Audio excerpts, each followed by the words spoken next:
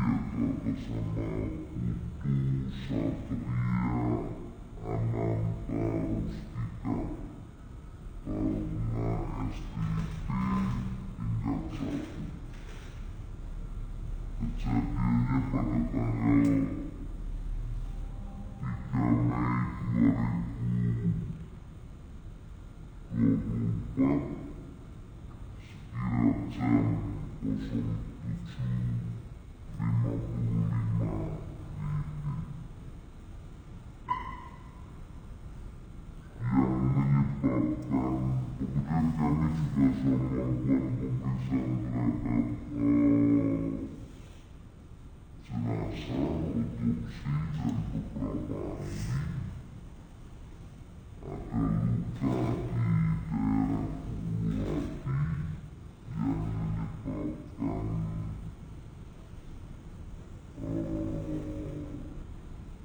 pecahnya jaringan paru.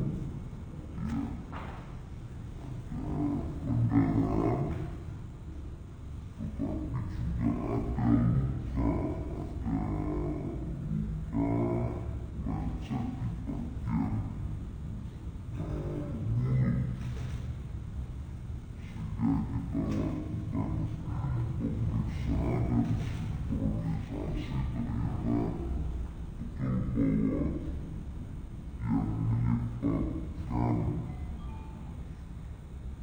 menyebabkan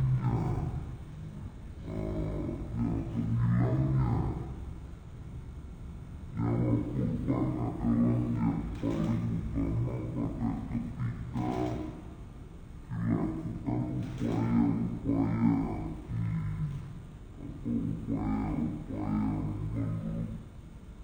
tersangka ini adalah penyelamatan